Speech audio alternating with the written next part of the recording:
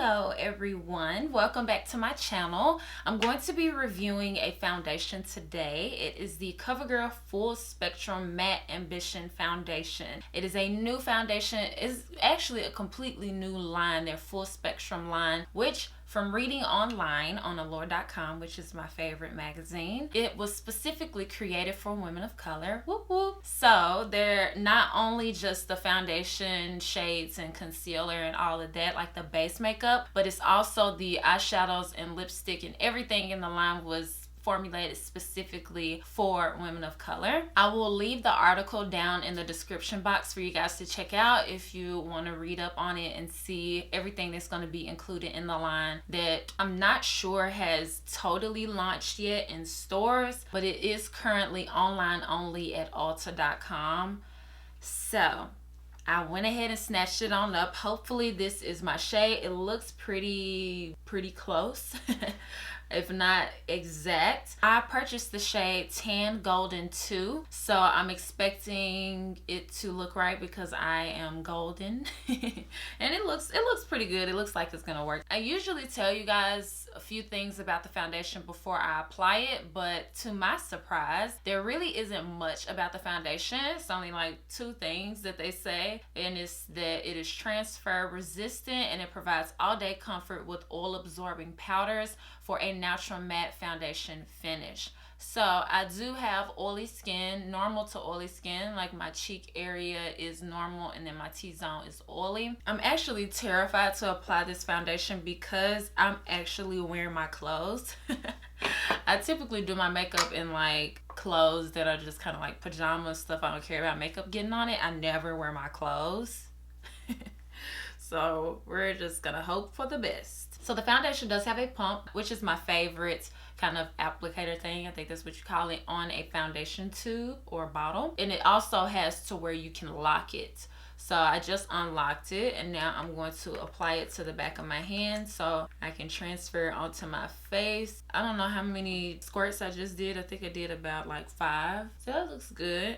Looks a little bit warmer than I would like, but we'll see when I get it blended all over my skin. I probably am gonna have some leftover foundation, but I'm trying to be so careful not to get this on my clothes. It's already 1:13 p.m. I got a late start today, so yeah, well, I'll try to keep this foundation on as long as possible. Hopefully I don't get sleepy. So I'm going to blend it in with a Sigma F80 Air brush. Just blend it all over. I didn't prime because I don't prime in my foundation reviews because I like to just test it with just using setting powder. So this shade reminds me a lot of T80. So T80 in their matte, no, True Blend Matte Made. It pretty much looks very similar to that, like identical in the tube. It's like the same shade. So if you're T80 and matte made like me, then this should match you. You know what, now that I just talked about the matte made, I'm interested to see how different the Matte Ambition formula is to the matte made because they're both matte. It's kind of interesting. It does kind of seem like it's oxidizing a touch from when I first applied it. So as you can see, like from my neck to my face, this foundation shade isn't like perfect, but it's work withable. Whatever that means. So right off the bat, it is very normal looking. It doesn't look anything out of the ordinary. It doesn't look that matte to me, but it might dry down a little bit more as it sets into the skin. I do see that it kind of clung to my dry spot that's right here on this side of my nose. If you can see that, yep, you can see that. Like right there is a dry skin patch and it clung to it. As I'm talking more, it appears that it is drying in certain areas. Still a bit luminous on my forehead, but I am going to go in with setting powder after I apply my concealer because it's just how I like to wear my foundations. I'm going to go ahead and complete the rest of my makeup and I will be right back before we leave for the day, run errands and do our thing. So yes, I'll be right back. So it's been a few minutes and I thought I would come back because I'm literally sitting here on Instagram not doing my makeup. And it seems like the foundation is drying really well. It also looks like it kind of gives you a lifelike finish, so it doesn't make me look flat. It kind of still gives that depth, like it still looks like I have a cheekbone, like it's kind of dipping right there. It didn't completely flatten me out. Still have some dimension. It is drying down a bit more of a matte finish, but it's a healthy matte. It's like a natural matte looking foundation, and it looks really nice. Like just wearing this foundation by itself I think would be beautiful. Just applying this to kind of just create an even base is really nice, and it doesn't take the life out of your face like some foundations do. So far so good. I'm liking the way that it's wearing, and I'm even more interested to see once I actually get started with my makeup how it's gonna look at the end. So okay, now I'll be right back. Hey guys, so I just finished applying the rest of my makeup, and it is 2:30 p.m. so basically like an hour later. I was pretty much taking my time, chillaxing, doing my makeup, and so this is what it completely looks like with the rest of my makeup done. I did spray a little bit of a facial spray, the Mario Badescu Rose Water Facial Spray. Now this is not a setting spray, so it doesn't prolong the wear of your makeup. It just kind of melts everything into your skin, but not melt because that would require heat.